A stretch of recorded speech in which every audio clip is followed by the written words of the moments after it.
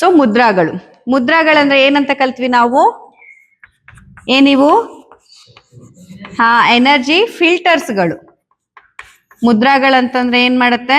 ಎನರ್ಜಿಯನ್ನ filter ಮಾಡುತ್ತೆ. ಹೇಗೆ? ಹರಿಯುವ ನೀರು ಟರ್ಬೈನ್ ಮೇಲೆ ಬಂದ್ರೆ ಅದರಿಂದ ಎಲೆಕ್ಟ್ರಿಸಿಟಿ ಉತ್ಪತ್ತಿ ಆಗತ್ತೋ, ವಿಂಡ್ ಎನರ್ಜಿಯನ್ನ ಉಪಯೋಗಿಸಿ ನಾವು ವಿದ್ಯುತ್ ಅನ್ನ ಉಪಯೋಗಿಸ್ಬೋದು. ಹಾಗೇನೆ ನೀವು ನಿಮ್ಮದ್ಲೇ ಇರೋ ಶಕ್ತಿ ನೋಡಿ, ನಾವು ತಿನ್ನೋ ಆಹಾರ ಶಕ್ತಿಗೋಸ್ಕರ ತಿಂತೀವಿ ಅಲ್ವಾ?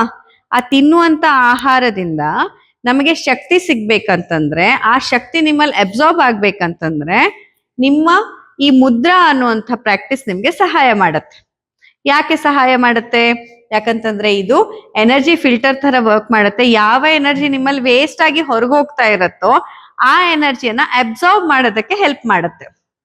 ನಿಮಗ್ ಗೊತ್ತಾ, ನಿಮ್ಮ ದೇಹದಲ್ಲಿ ಉತ್ಪತ್ತಿ ಆಗೋ ಎನರ್ಜಿಯಲ್ಲಿ ನೀವು ಬರೀ ಒಂದು 30-35% ಉಪಯೋಗಿಸ್ತಾ ಇದ್ದೀರಾ, ಬಾಕಿ ಎಲ್ಲ ವೇಸ್ಟ್ ಆಗಿ ಹೋಗ್ತಾ ಇದೆ. The over all energy what ever your body is producing every day, you are only utilizing 30-35% of those energy, and everything else is simply getting wasted. And by practicing mudra every day, you can utilize your own energy. ಎಲ್ಲೋ ಬೇರೆ ಕಡೆಯಿಂದ ಬರ್ಬೇಕಂತಿಲ್ಲ, ನಿಮ್ ದೇಹದಲ್ಲಿ ಏನ್ energy ಇದೆ ಅದೇ ಎನರ್ಜಿಯನ್ನ ಈ ಮುದ್ರಾ ನಿಮ್ಗೆ ಬಳಕೆಗೆ ಸಿಗೋ ತರ ಮಾಡತ್ತೆ ಅಲ್ವಾ? ಈಗ ಕರೆಂಟ್ ಲೈನ್ ಅಲ್ಲಿ ಎಷ್ಟೇ ಇರ್ಲಿ, ಆ ಲೈನ್ ಕನೆಕ್ಷನ್ ನಿಮ್ ಮನೆಗಿದ್ರೆ ಮಾತ್ರ ನಿಮಗ್ ಕರೆಂಟ್ ಬರುತ್ತೆ ಅಲ್ವಾ? ಲೈನ್ ಅಲ್ಲಿ ಎಷ್ಟೋ ಇದೆ, ಲೈನ್ ಹಾದ್ ಹೋದ್ ಮಟ್ಟಿಗೆ ನಿಮ್ಗೆ ಕರೆಂಟ್ ಬರೋದಿಲ್ಲ. ಆ ಲೈನ್ ಇಂದ ನಿಮ್ ಮನೆಗ್ ಕನೆಕ್ಷನ್ ಇರ್ಬೇಕು.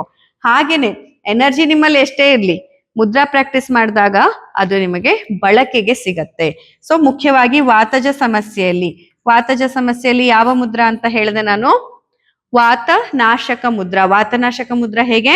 ಇದು ಅಗ್ನಿ ಮಹಾಭೂತ, ವಾಯು ಮಹಾಭೂತ, ಆಕಾಶ, ಪೃಥ್ವಿ ಹಾಗೂ ಜಲ ಮಹಾಭೂತವನ್ನ ರೆಪ್ರೆಸೆಂಟ್ ಮಾಡುತ್ತೆ. ಅಂಡ್ ಈ ನಿಮ್ಮ ಹಸ್ತದ ಒಳ ಮೇಲ್ಮೈ ಏನಿದೆ, ಇದು ನಿಮ್ಮ ದೇಹದ ಒಳಗಿನ ಇಂಟರ್ನಲ್ ಆರ್ಗನ್ಸ್ ಗಳನ್ನ ಇದು ರೆಪ್ರೆಸೆಂಟ್ ಮಾಡುತ್ತೆ. ಅಂಡ್ ಹಿಂಭಾಗ ಏನಿದೆ, ಇದು ಬ್ರೈನ್ ಮತ್ತೆ ಸ್ಪೈನಲ್ ಕಾಲಮ್, ನಿಮ್ಮ ಮಿದುಳು ಮತ್ತು ಬೆನ್ನಿನ ನರಹುರಿಯನ್ನ ಈ ಹಿಂಭಾಗ ರೆಪ್ರೆಸೆಂಟ್ ಮಾಡುತ್ತೆ. ಸೊ ಈಗ ನೀವು ವಾಯುವಿನ ಬೆರಳು ಮತ್ತು ಆಕಾಶದ ಬೆರಳನ್ನ ಫೋಲ್ಡ್ ಮಾಡಿ ಈ 2 ಗಂಟಿನ ಮಧ್ಯೆ, ಈಗ ಬೆರಳಲ್ಲಿ ಇಲ್ಲಿ 3 ಗಂಟೆ ಇರುತ್ತೆ ಹೌದಾ ಅಲ್ವಾ? 1, 2, 3, ಈ 3 ಪಾರ್ಟ್ ಅಲ್ಲಿ ಮಧ್ಯದ ಪಾರ್ಟ್ ಏನಿದೆ ಅಲ್ವಾ, ಅದರ ಮೇಲೆ ನಿಮ್ಮ ಹೆಬ್ಬೆರಳು ಬರ್ಬೇಕು. ಅಗ್ನಿ ತತ್ವ ಯಾವ್ದ್ರ ಮೇಲೆ ಬರ್ಬೇಕು? ಇದರ ಮಧ್ಯದಲ್ಲಿ ಅಗ್ನಿ ತತ್ವ ಬಂದಾಗ ಏನಾಗತ್ತೆ, ನಿಮ್ಮ ಈ ಒಂದು ಮುದ್ರಿಕೆಯನ್ನು ನಾವು ವಾತನಾಶಕ ಮುದ್ರಾ, ದಿಸ್ ಇಸ್ ಕಾಲ್ಡ್ ಅಸ್ ವಾತನಾಶಕ ಮುದ್ರಾ. ಅಂಡ್ ಈ ವಾತನಾಶಕ ಮುದ್ರಾ ಏನ್ ಮಾಡುತ್ತೆ, ನಿಮ್ಮ ದೇಹದಲ್ಲಿರುವಂತಹ ನೋವು, ವಾತಜ ಸಂಬಂಧಿ ಕಾರಣಗಳು, ಕಂಪವಾತ, ನರಗಳ ಸಂಬಂಧಿ ಸಮಸ್ಯೆ, ಸಯಾಟಿಕಾ ಪೇನ್, ಸ್ಪಾಂಡಿಲೈಸಿಸ್ ಇದ್ದಾಗ, ಡಿಸ್ಕ್ ಬಲ್ಜ್ ಇದ್ದಾಗ, back pain, neck pain, low back pain, ನೀ ಪೇನ್, ಅಥವಾ ಹಿಮ್ಮಡಿಯಲ್ಲಿ ನೋವಿದ್ದಾಗ, ಈ ಯಾವುದೇ ನೋವಿದ್ರೂ ದೇಹದಲ್ಲಿ ಅದು ವಾತಕ್ಕೆ ಸಂಬಂಧಪಟ್ಟದ್ದಾಗಿರುತ್ತೆ. ಹೊಟ್ಟೆಯಲ್ಲಿ ಒಂಥರ ನೋವು, ಹೊಟ್ಟೆಯಲ್ಲಿ ಗ್ಯಾಸ್ ಹಿಡ್ದಂಗ್ ಆಗೋದು, ಪುಟ್ಟ ಮಕ್ಕಳಲ್ಲಿ ಮಗು ಅಳತ್ತ ನೋಡಿ ಕಿಟಾನು ಕಿರ್ಚ್ಕೊಂಡೊಮ್ಮೆ ಅವಾಗ ಏನ್ ಹೇಳ್ತಾರೆ, ವಾತ ಹಿಡ್ದಿದೆ, ವಾಯು ಹಿಡ್ದಿದೆ. ಅಥವಾ ಕೆಲವೊಮ್ಮೆ ಕೆಲಸ ಮಾಡುವಾಗ ಕಸು ಹಿಡ್ದಿದೆ ಅಂತಾರೆ, ಕೇಳಿದೀರಾ?